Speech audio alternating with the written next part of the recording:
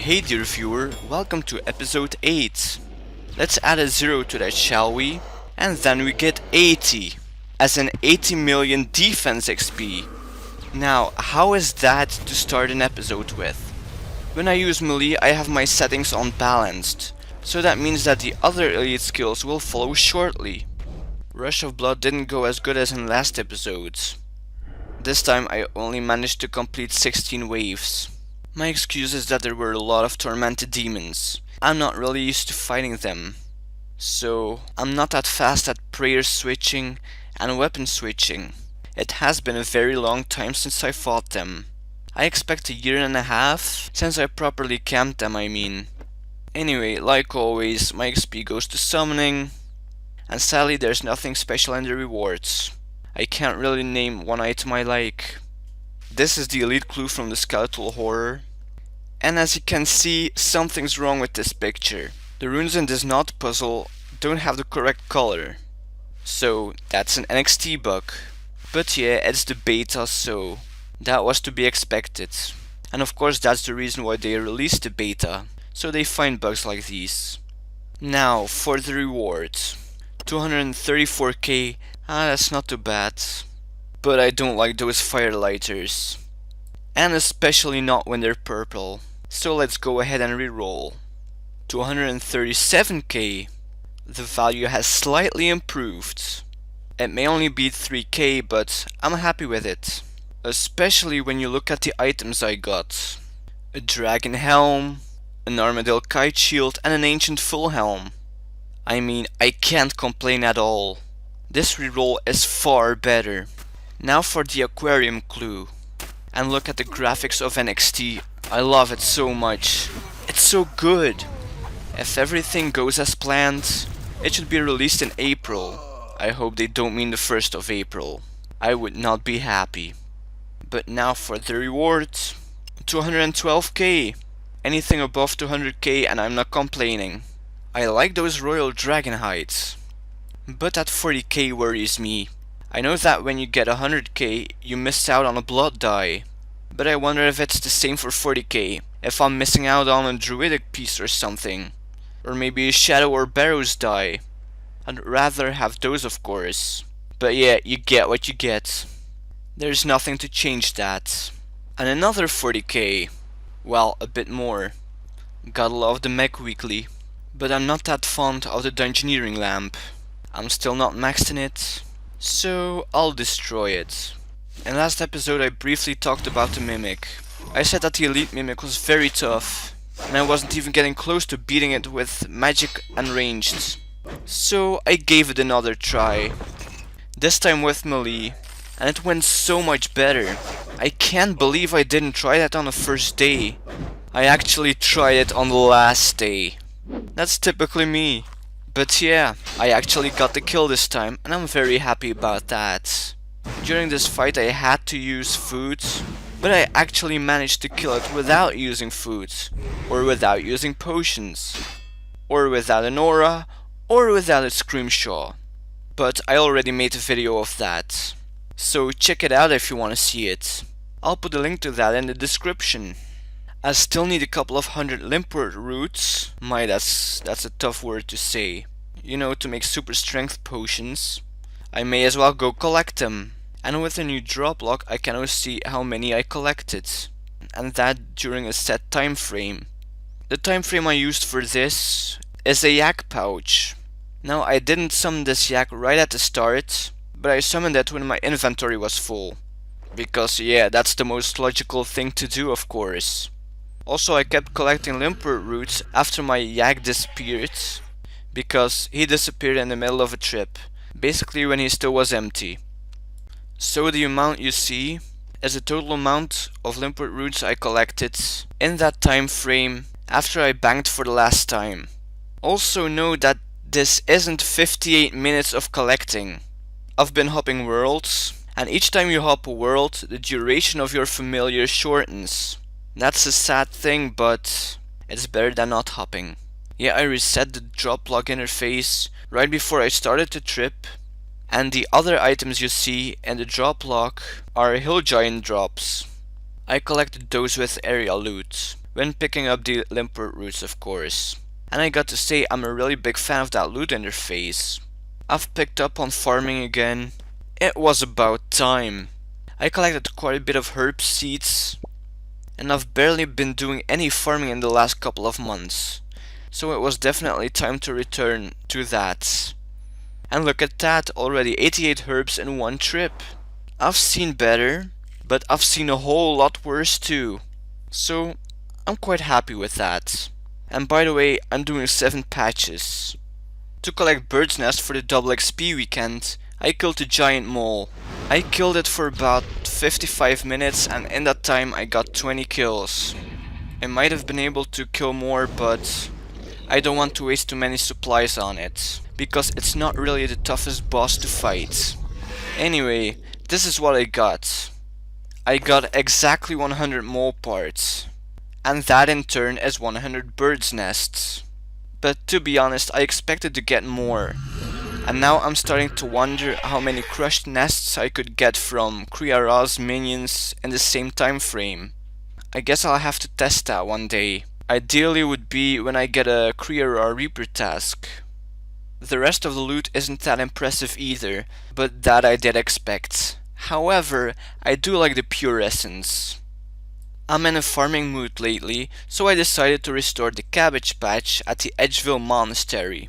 I just exchanged my mole parts with Whiten the farmer for bird's nests. Those bird's nests contain a lot of cabbage seeds, so I may as well put them to good use. And so I did.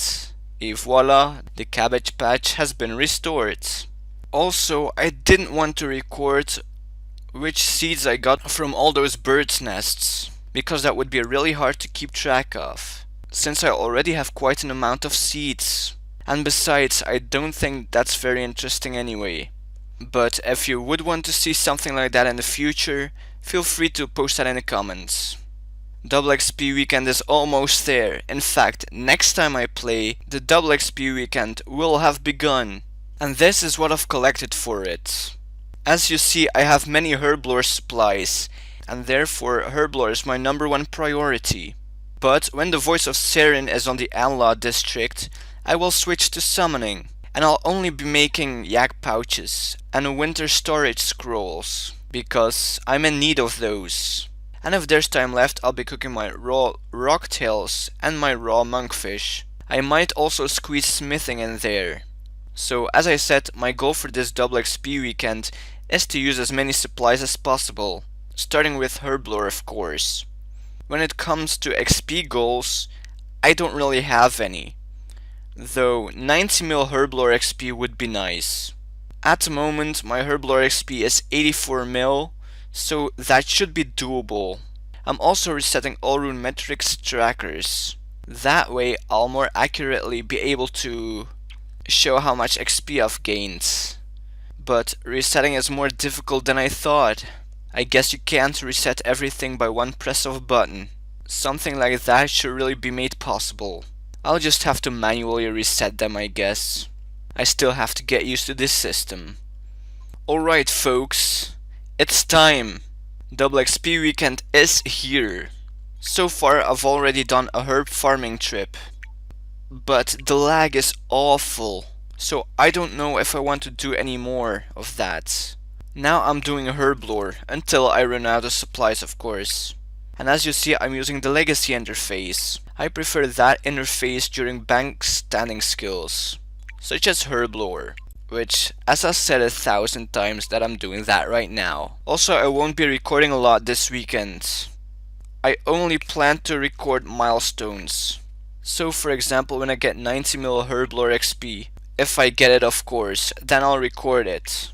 But I won't record virtual level ups either, because they're a bit too unexpected. And while grinding I like to watch other things, so the less I have to pay attention the better.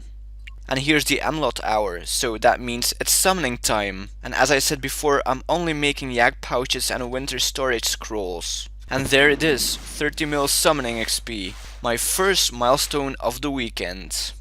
It's already Saturday evening, so I had to wait a full day for that. But it's worth it. And here it is, 90 mil Herblore XP. I guess I reached my XP goal. Not that it was that important. But still, 90 mil Herblore XP, and that without buying anything. I'm pretty proud of that. And now on to 100 mil in the same manner. But that's still a while away. And I'm absolutely not focusing on that. And the double XP weekend has come to an end. Let's go over what I did. My goal was to use all Herblore supplies and yak hides. And as you see, that turned out exactly the way I planned. So for that alone, the double XP weekend was a success. But I had hoped to cook all my food, and sadly I didn't have enough time for that. And the same goes for smithing pretty much. Now let's take a look at the XP I got. Over 15 million total XP. That's more than I expected. Of that, over 10 mil went in Herblore. So I'm very happy about that.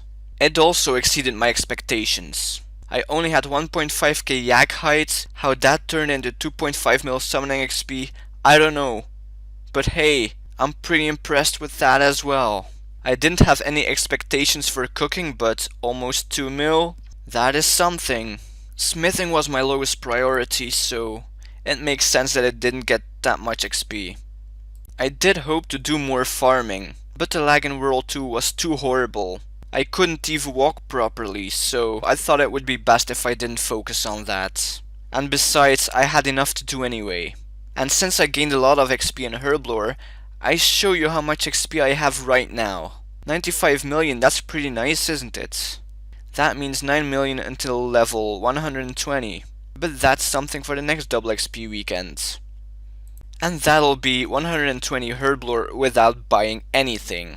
And to finish the segment of the double XP weekend, I'll show you how much total XP I have right now. And that's 1488 million. That's not bad, eh? I'm really closing into that 1.5 billion.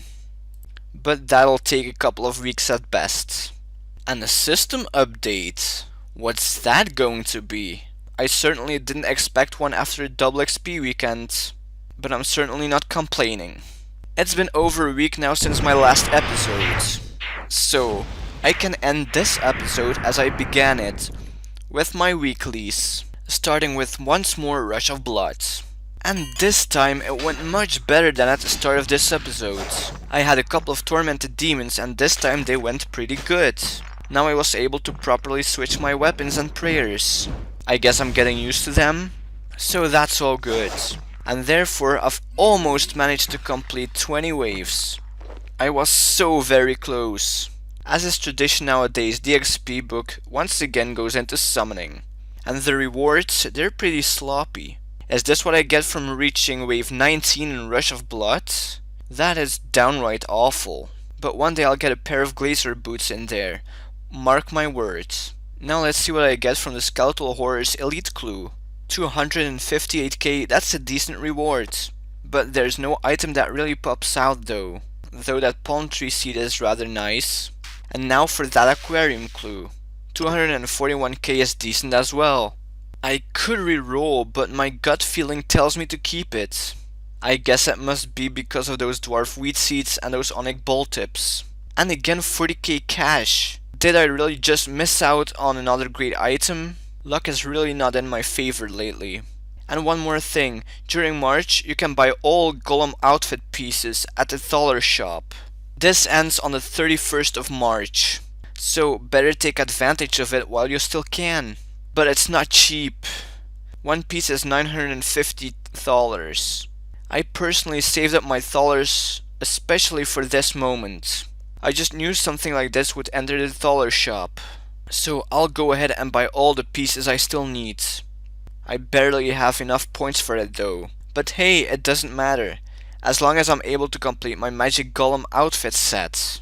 Which I am. So now I have a great outfit for mining. And my dailies will become a bit faster. If only I had that crystal pickaxe. But that is why I'm getting 99 crafting. So it's another great motivation. And that is all for now. This episode has been in terms of the double XP weekend. So I haven't had time to fight Araxi, I haven't been gathering crafting supplies, and I've barely been doing any divination.